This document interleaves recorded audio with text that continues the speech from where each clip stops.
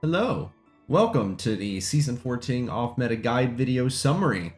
I have finally gone through the meticulous work of getting every single one of my 7 off-meta builds updated for Season 14. If you have not noticed, the background is different, and that's because I actually moved to Korea to teach English, and so I've been playing on the Korean server recently. If you want more updates on that, just join the Discord, which is inside any of the guide links. The links to all the guides are below for any extra details that you're interested in, but let's just light right into things, and I'll briefly summarize the changes that have occurred to each of them, but for the most part, everyone is kind of still interested in their same purpose. Starting off with, of course, the signature Malzahar. Malzahar has undergone a fairly significant item change over time. The runes have mostly remained the same as in the previous seasons, but now there is a lot more focus on utility itemization, such as Shirayas, Redemption, and Locket of the Iron Solari. Whether Spiritual Jin stays on the build remains to be seen, but you're very interested in stacking a lot of ability haste, and also it's just really funny. The addition of Void Grubs this season also heavily has changed the way that you go and do Malzahar's clearing. Historically, I've always started on the blue buff, but recently I changed to just doing a regular clear, which means sometimes starting on red. Kog'maw. Kog'maw's build has a tendency remaining the same from season to season, and this season isn't much different in that regard.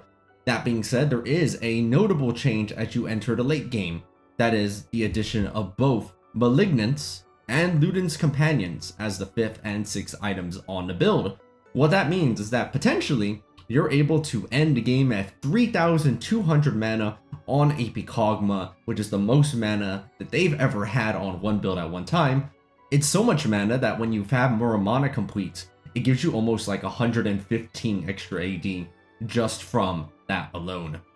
I did recently change the ability Power Shard to attack speed, and I'll probably keep it that way after experimenting with like some clearing breakpoints and seeing how much greedier the recent math change allows me to be. On to Jinx. Top Jinx continues its reign of terror by stacking lots of ability haste. It benefits this season from a new rune, that is Triple Tonic. What Triple Tonic allows you to do on Jinx is that it makes it possible to go ahead and put an extra point into your Q early on, without delaying your Zapper and Chomper progression. That means that the laning phase for Jinx has never been safer, and there is still the addition of plenty of ability haste items, though we've lost a lot of the situational ability that the build historically has had.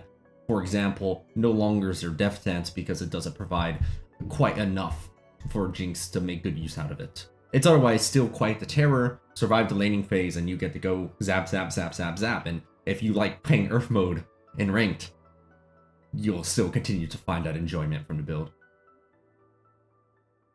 Tank Karthus. It's Karthus, but as a tank. As long as there are tank items, there will be Tank Karthus. This season actually has a wide number of really good magic resist items. In particular, Chaotic Rukern is very nice, granting a huge magic damage shield like Tank Karthus really enjoys. And additionally, Unending Despair, which I'm still testing, I believe has a lot of potential because I've been able to sometimes gain like 500, 600 HP just by being in the middle of everyone and getting that defile proc. For some time, I've been tweaking the build because there's this delicate balance between damage and survivability that it needs to succeed. And that means Rylai's Crystal Scepter right now is not as mandatory as it was recently, but I've been kind of going back and forth on that.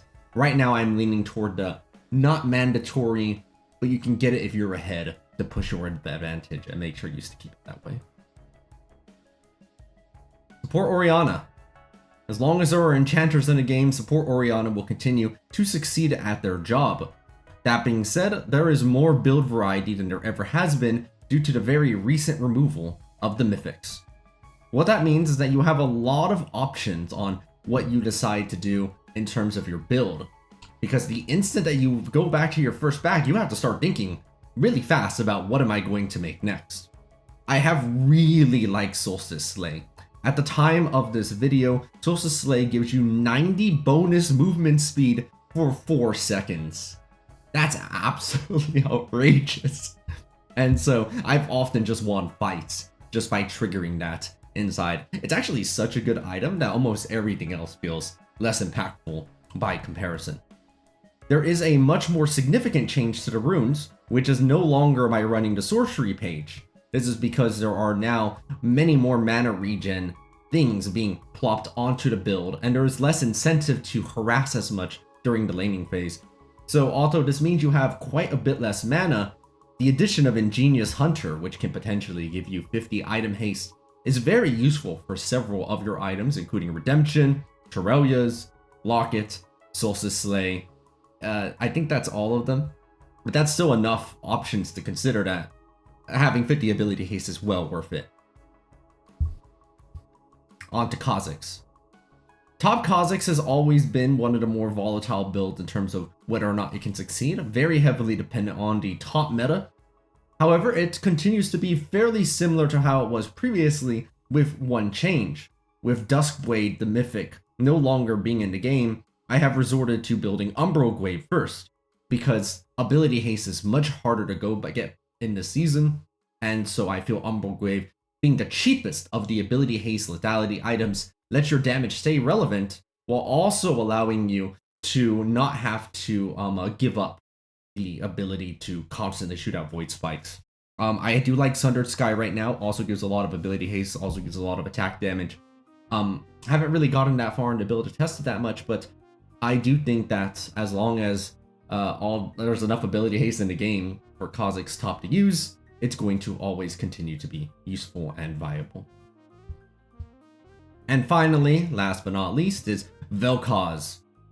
Currently, Vel'koz pokes, and I'm still in the process of deciding exactly whether or not I want Luden's Companion to remain my premier go-to first item. My hunch right now is yes, because if you don't have enough mana, then you can't succeed. However, there's a chance I might change that eventually. I might go and move Leandri's onto there if it looks like Luden's Companion doesn't do enough damage. But the lack of mana on Leandri's this season makes that kind of a tough sell. Otherwise, the build is quite a bit versatile, and the addition of Crit Bloom as an alternative to Void Staff is very nice, because it gives 15 ability haste, and I don't have an ability haste addiction. What do you mean I have an ability haste addiction? I think you're lying. You're crazy. You should go haste yourself. Okay, and that about covers all of the major changes. If you want more details on any of those, again, please check out the guide. And if you would like to keep up with the stream or ask questions about what it's like in Korea, definitely go on and stop by. I stream on both YouTube and Twitch at the moment, so say hello. We're friendly. Have a nice day. Bye.